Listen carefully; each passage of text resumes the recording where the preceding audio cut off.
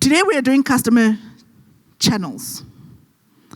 How do your customers find you? But before we go into channels, I think I will take 10 minutes just recapping what has been done in lesson 1 and lesson 2, where we spoke about value proposition and we spoke about customer segmentation, for you to understand how the channels come to play. Because the reality is, thank you very much, Gugu. The reality is, a lot of us run our businesses with the mentality of to whom it may concern. We are not direct. It's like we are sending out a letter that says to whom it may concern. But that doesn't work for us because that letter reaches no one and no one takes it seriously. So we have to make sure that we're running our businesses, we know exactly who we are targeting, we know exactly who we are speaking to, and we know exactly how to speak to those people. So let's recap on value proposition and customer segmentation. From a value proposition perspective, and it's important to recap on value proposition because you have to understand in your business what is the value that you are giving to your customers. Your product is one thing, but value is another. We live in a world where customers buy to become better. So when someone asks you what your value proposition is, you need to be able to answer the, how does my product make my customer better? And in doing value proposition, it's the promise that you are giving to your customers that sets you apart from your competitors. The fact that we're in business means we are competing. And if you think you don't have competitors, you're already in trouble. We all have competitors in the businesses that we have. So what we need to make sure is, with all these competitors that we have, how do we compare to the sharpened pencils that are also out there? In business, everyone claims to be a sharpened pencil. Let's think about it in a soccer setup, right? In a soccer setup, we all get into the field to go and compete. Everyone wants to be number one. And the difference is the better you become, the more spectators and the more fans you have. And for us in business, it's very difficult to play without fans because no fans for us means we don't have customers, which means we don't have money. So in your value proposition, you have to be able to define what is the value that I'm giving to my clients. Example of a value proposition, Woolworths. Their value proposition is very clear. It's quality. Whether you are paying 2 million or not for the quality is something else. But they are very clear that their value is quality. When you walk into the shop, what you will get is quality. Pep. Pep is one of my favorite shops. Their value proposition is very clear. Low price for all. When you walk into a Pep shop, whether it's a Pep home, Pep clothing, Pep cell, Pep whatever, Pepsi, the courier company, what you will get is pay less than what you will in any other shop. So take a minute and write down for yourself in your books, what is your company's value proposition? When someone thinks about your company, what do they associate the promise with? And your value proposition also cannot be delivery on time. It can't be delivery on time because customers don't buy for you to deliver late. That's a baseline of doing business. So delivery on time cannot be it. You can ask for help if you need help. And there's many words that you can use. Convenience, effectiveness, innovative, comprehensive service. So you can play around with the words. All right, so now that, as a recap, we've gone through value proposition, now you have to decide what we did in our second masterclass, customer segmentation. Who are the people that you are selling this value to? The mistake that entrepreneurs make is that they think the whole of South Africa is their customer segment. In a business plan, when you see someone say, market South Africa, you've already failed. Because South Africa has many people in it. Many different people, young people, women, male, LGBTQ, natural hair, relaxed hair. We have so many interests. People have so many interests. So when you're thinking about your customer segment, there are 3 words that you need to think about to make sure that when you are doing your customer channels, you are targeting the right people. And you don't do what we call a spray and pray approach, where you spray in the air and you hope someone catches a drop. But you have to spray your customers straight in the face. So from a customer segment perspective, the first thing is that the first word is need. People must need or want your product. People that don't need or want your product are not your customer segment. I don't wear heels unless I have been kidnapped. So if you are selling heels, I am not your customer segment. I don't wear weaves. So the people that sell me weaves on Instagram waste my time and they're wasting theirs. I'm not their customer segment because I don't need it, I don't want it. So the first word is need. Now the second word from a customer segment perspective is reach. Someone that you can't reach or someone that can't reach you cannot be your customer. So your customer has to be someone that you can reach and someone that can reach you. Because then otherwise it's going to be very difficult to supply your product or service to them where there is no reach. And lastly, the word is service. If someone can't afford your product or a service, they are not your customer segment. You can beg them until you are blue in the face to buy your product or your service. But if they can't afford it, they are not your customer segment. And there's also nothing wrong with segmenting your product into different customer segments, which I don't know, entrepreneurs are very scared to do. It's like you are discriminating, right? You almost feel like you are discriminating. But when you are segmenting, you can have different segments within the product and the service that you are selling. And the example I'm going to use a lot today is around the ShopRite group, right? The ShopRite group has 4 stores. USave, ShopRite, Checkers, 6060, Naive. All gold tomato sauce is all gold tomato sauce. Robertson Spice is Robertson Spice. Coca-Cola is Coca-Cola. But in all these 4 shops, the price is different. They come from the same factory.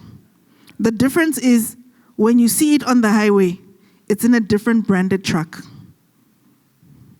It's either in a USave branded truck, a Checkers branded truck, or a ShopRite branded truck. Or it's in the 6060 warehouse. Well, 6060 doesn't have a warehouse. They take from the Checkers stores.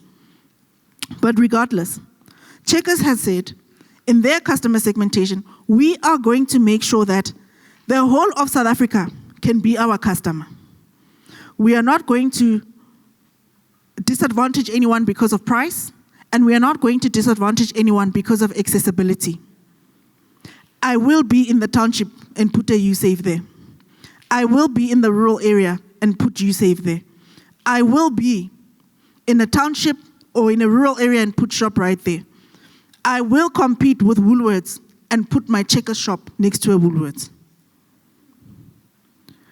Even their pamphlets are different for all of these 4 segments. They reach you differently. Even their specials are different for these 4 shops because they understand that they're operating with different people that have different needs. So for yourself, take 3 minutes to identify who is your customer segment that you are selling your value to. Because when we start doing channels, it needs to make sense how you are getting to these people, because when you miss who your customers are, you're going to miss the right channel in which you need to get them.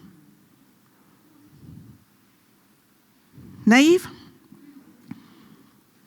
So take 3 minutes to identify with your product or your service that you are selling. Who needs your product? Who you can reach? And who can afford it? And just to help a few people in the room that I can see thinking, also think about who are the people that, let's use Coca-Cola as an example, right? Coca-Cola's value proposition is very clear. They sell refreshment and joy. That's what they sell. When you open your can of Coke, whoosh, you can actually take it back if it doesn't have that sound. Yeah, because that's what gives you that's what gives you the joy. When you open the bottle, that sound that it makes, that's where the joy comes from. And that's why, over time, if you are drinking Kinsley in your home and a visitor comes, you're going to go and buy them Coca-Cola. Right? So so it's not by mistake, it's by default and how they've made their product. And they're very clear also that their product is beverage. The product is beverage, but the value proposition is refreshment and joy. And their target market is everyone in the household, except an infant, can or must pick up a Coca-Cola product on the shelf. What does that mean? If you're taking it from grassroots level and from family level, a small child in a shop must pick up cream soda. As and when they grow, they move into high school and they're doing sport, they must pick up Energade. They become energy junkies. They must pick up Monster. They grow up and they want fizzy drink. They must pick up Coca-Cola and Sprite and all the others. And then the lady that is, I'm trying to lose weight. It's fine. Pick up Coke Zero. And then, I'm getting a little bit older, all of these diseases. It's fine. Pick up Coke, no sugar, no caffeine. And then, oh my God, I don't do fizzy drinks. I'm on a healthy streak. It's fine. Pick up Cappy, the juice. And then, oh my God, I don't drink juice. I don't drink Coca-Cola. I'm healthy. It's fine. Pick up Valpre. Oh, but Valpre is so expensive. My God, it's fine. Pick up Bonaqua. And then they said, in this world, we've catered for every single person in the household, except for one group, the alcohol drinkers. And then they said, it's fine. You can go and dash your Hennessy with Schweppes. So literally, in every single person of the household can pick up a Coca-Cola product. So when you are thinking about your customers, you must be thinking about it in that way, because it also can't be one-dimensional. It's like, Kitu is my customer today, but how do I grow these customers for sustainability? Because I can't just have Kitu forever. It has to grow. Does it give more context? Okay, 30 seconds to write. Hey, I'm feeling like I'm in church. Because the voices are busy saying, We're preaching here. We're preaching. We're having real conversations. We're building. Okay. Are we clear with our customer segment? So those were the first two blocks of the business model canvas that we did. So now we are going to move into, now that I know and understand my customers, how do I reach them and how do they reach me? A mistake that a lot of entrepreneurs don't do. They don't understand the customer journey that their customers or potential customers go through to reach their product. You assume that people know who you are or where to get you. And we don't become intentional about how we reach the people that we need to reach. Some of us, our customers and our products become magnets. Our products become magnets for our customers. But for a lot of us, we are chasing our customers away. And then we try running after them with a net. So we need to ensure that all of us in this room, our products and services and the channels that we use to get them become the magnets. So in setting the scene, what is the objective? Finding the right connection to connect your customer to your value proposition. And don't worry about taking pictures of the slides. We will share the slides with you. The team will share the slides with you. So your business is not just about what you sell. It's about how customers find you, how they experience you, and buy from you. There's a lot of businesses, I've stopped my transaction at a time of payment because it was so difficult to make payment. And the journey was just too hard. And then as a customer, it doesn't become worth it. And then I leave it. So we need to ensure that, like I said, we're not operating from a to whom it may concern. We've already set the scene with our ShopRite example, so I'm going to skip that slide. Let's start understanding our customer channels. How do we get to our customers? There are 3 main channels that we get to them. And we'll do an example after we've understood the channels that we get our customers through. Direct sales. You sell directly to them. And in selling directly to them, you're either doing it through a physical store of your own, you're doing it through WhatsApp. WhatsApp, more than ever now, has opened a channel for businesses to sell. You're doing it through pop-up markets, kiosks in malls, or maybe even exhibitions. The second one is indirect. You are using partners and intermediaries to sell the products and services that you have. We are seeing now more than ever entrepreneurs using this channel. Because if you can manufacture something at scale, nothing stops you from selling it to someone else and selling it in their own shop or in their own brands. You know, gone are the days where you are so stuck at only selling your own thing. We live in the world where there is a lot, collaboration has become the new currency. You have to collaborate with entrepreneurs. You know, I sometimes look at certain entrepreneurs, I ask them, so we do a lot of uniform and branding in our business. One person does printing, one person does embroidery. You ask the embroidery person for printing, they say, I don't do it.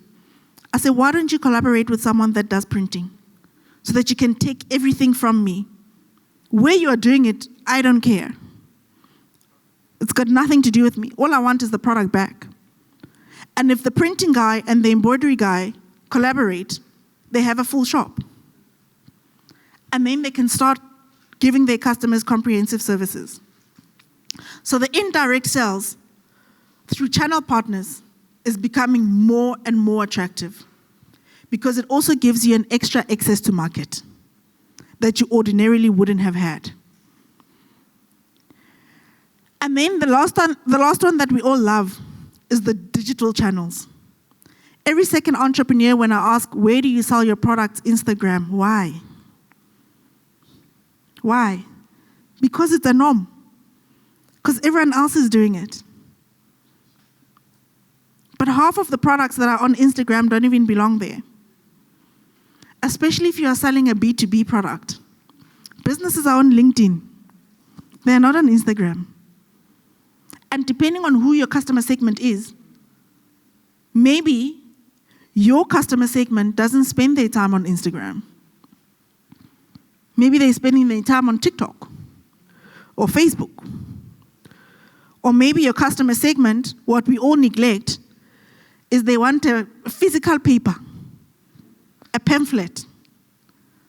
Because what we've also stopped doing as entrepreneurs is pamphlets for our customers because the world is digital.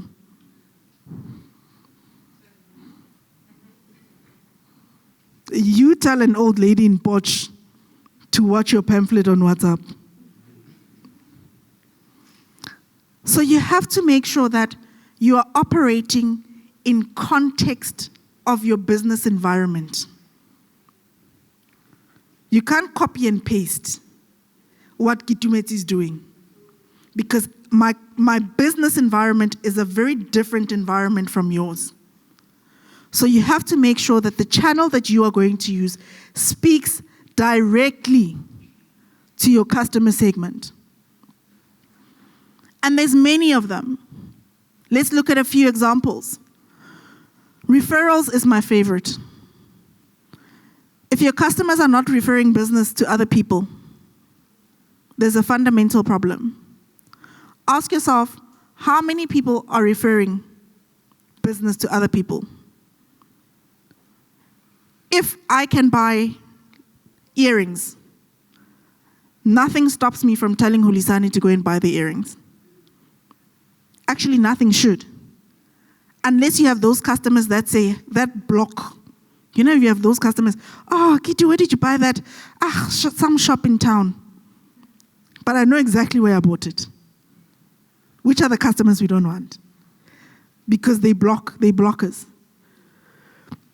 So if you don't have referral business, you need to start questioning why you don't have referral business. Partnerships. We've spoken about partnerships. You have to be able to partner with people that are in the same ecosystem as you. And partnerships are working everywhere. Us and F&B are partners. We're in a partnership.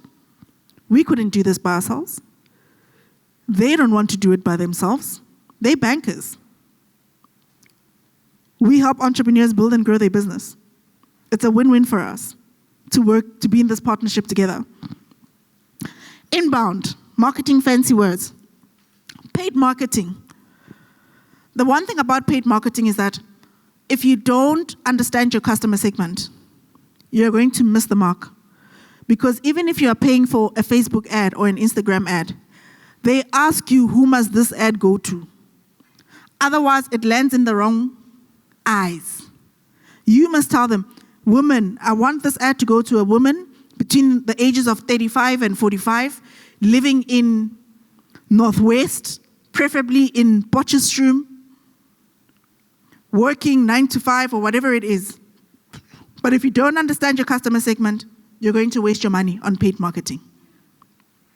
Because someone that is sitting in Pater Nostra is going to see your ad and think, what the hell is this? And why is it coming to me? Social media we've spoken about. Webinar, only if your product is educational. I think webinars probably work. But if you have a product that you are selling, a physical product, I don't think a webinar is the best thing to do, right? Sales prospecting, cold calling. A lot of people are not enjoying cold calls anymore. A lot of people. So we've had to be a little bit more creative in how we get through to our customers. And then, now that we've understood and we've spoken about the direct, the indirect, and the digital spaces, before you even pick which channel to use to your customers, you then need to understand their journey. You have to understand the customer journey. And in understanding the customer journey, you have to understand, where is my touch point? This is a very important slide because it summarizes the customer life cycle, as well as the sales funnel. Because remember, from a life cycle perspective, once you understand your customer segment, then you have to do the sales funnel. And in doing the sales funnel, and I'll concentrate on the sales funnel, because from a sales funnel perspective, I just want to go into the next slide. From a funnel perspective, we use this model, and this model is used in marketing. From a sales funnel perspective, where your customer starts off as a potential. But in your customer starting off as a potential, important is how do they become aware of your product? The first one is awareness. How do they become aware of your product? And once they are aware of your product, what creates the interest? What creates the interest? You need to then link that to your value proposition. You need to link it to your value proposition. What creates the interest from your customers? Because from interest, your customers then start to desire your product or your service in their hands. And once they desire, the coins come out. The coins come out. Then you can call them your customer. Before the coin has come out, there's still potential. And you're still prospecting. So I want you to take a minute and just write down in your notebooks, in your business, given your products or your services, in each of the 4 steps, what makes your customer aware of your product?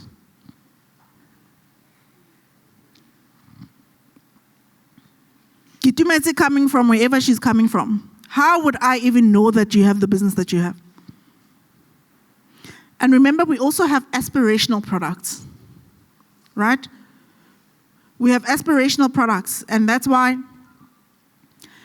some people have, if they are selling kotas, during the month you buy the mash and the mince kota that costs 10 rand. When you have money, you buy the full load. So even in your own businesses, you need to understand those things, that someone is not going to come and buy full load every day because it's expensive. They're going to come buy it when they have money. So it's also in understanding those things. It's like the Coca-Cola. When you have money, you're drinking Valpre. On the bad days, you're drinking the Bonaqua. And there's nothing wrong with that. And they did it intentionally. They did it intentionally.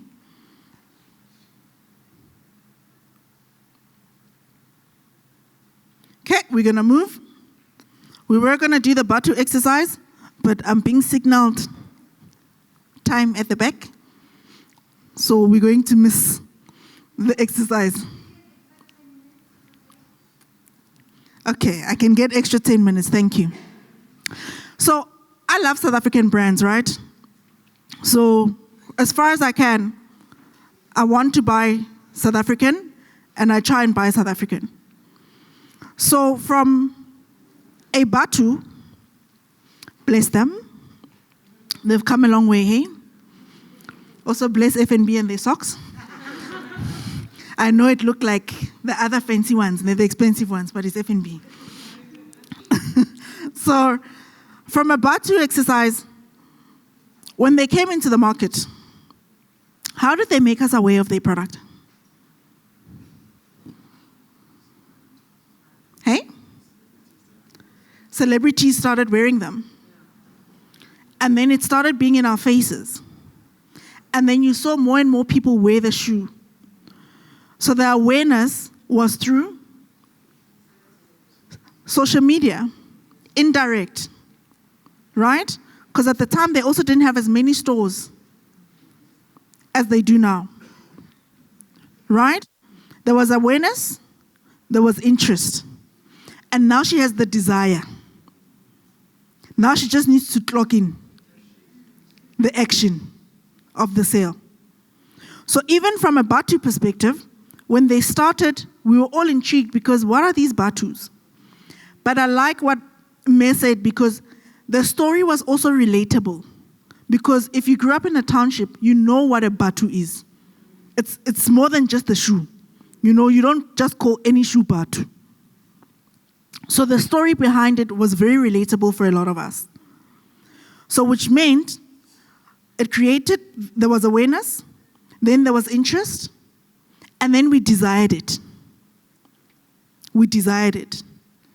And then, which meant month end when you get money, December when you get your bonuses or whenever you get your bonus, now if you're going to go buy a Nike, now you're thinking between the two.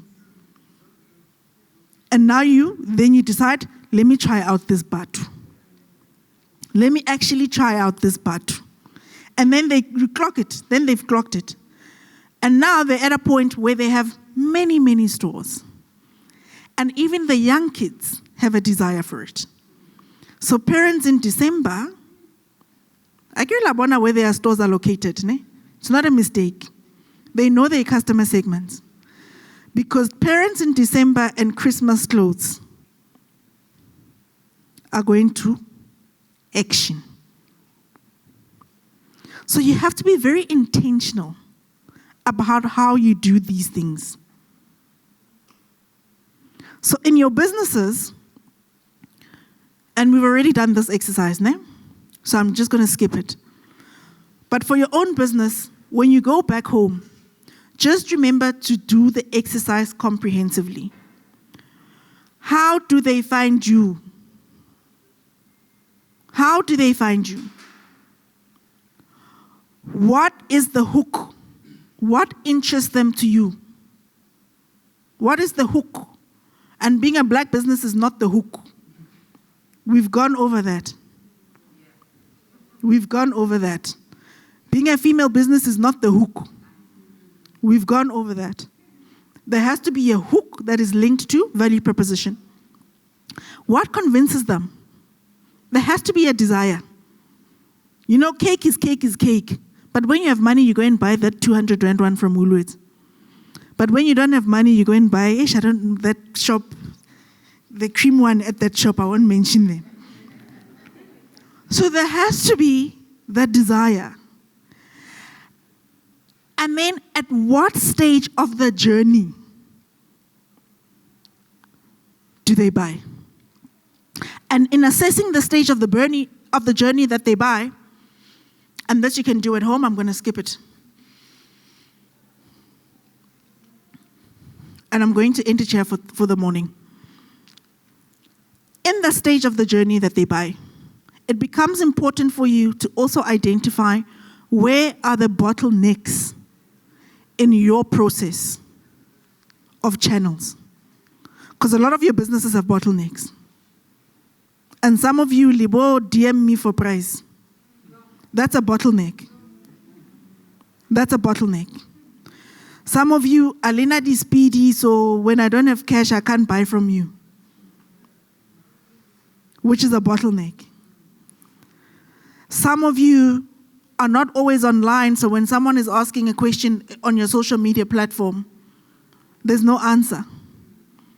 That's a bottleneck. So you're already killing me at interest. You're killing me at interest. So you have to go home and do the homework of going through your customer journey so that my interest can turn into consideration. Even at the time I'm evaluating, I must close it with a sale. And then the service, the loyalty, and the repurchasing, that's the next masterclass that's going to be in the next summit next month, where we look at customer relationships. After I've closed the sale, what next? And how do I keep my customer for life? With my 2 minutes left, any questions?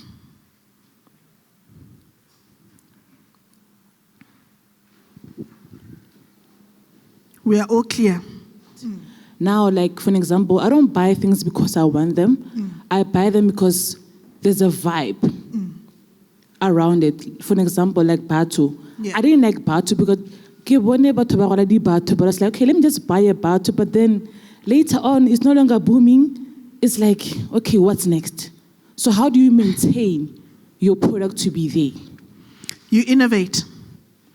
You innovate your product to ensure that your product is always within the right context. You know, we speak about the business environment context. So you need to make sure that your product suits the business environment that you are working in. I mean, this might be the design today, but tomorrow when people are into platforms, Batu needs to innovate and give the people platforms. And tomorrow when people are in a different design of sneaker, you become like a Nike. You'll always be selling. It's just what type of shoe are you selling? So you have to innovate and you have to operate within the right context. You know, when you can see that people, you are a Woolworths and people are going vegan, you can't not have a vegan shelf. Especially because of the people that you are serving. You have to innovate. And you have to move with the interest and needs of your customer segment. And they understand, Batu, that they're not a clothing label, right? They do sneakers. But they've just gone into collaboration with Galaxy Boy.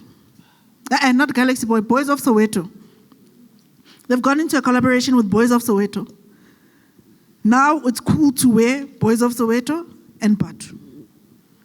So those are the things that you need to look at in your business to ensure that you're still keeping yourself relevant. Because you have to keep yourself relevant for your customer segment. But also be careful of doing things for people that are not your customer segment. Because then you're going to waste a lot of money. You take feedback from your customers. Your spouse's feedback is great, but you know, it's for your ego. That's feedback for your ego. After that, after your ego's up, you go to the people that are buying to ask for the real feedback, and you innovate based on that. I just want to know, how do you reach your target market? Say you're selling products for higher, for upper classes, Yeah. but you stay in Ekasi and you can't get hold of those people. How do you go about that? How do you reach them? For them to be your customer segment, you have to reach them. So which means, if you have a kiosk or a store, your store can't be in Ikasi. Is there? It has to be where the people that are buying are. Because then what's going to happen, Kokasi, your product just becomes aspirational. They're just looking at it, intle jwang. Yeah. But that doesn't translate into money. So you have to put your store where people are at. So think about it from a Woolworths perspective. Yeah? Funding. From a Woolworths perspective, Woolies only puts their stores where people can buy.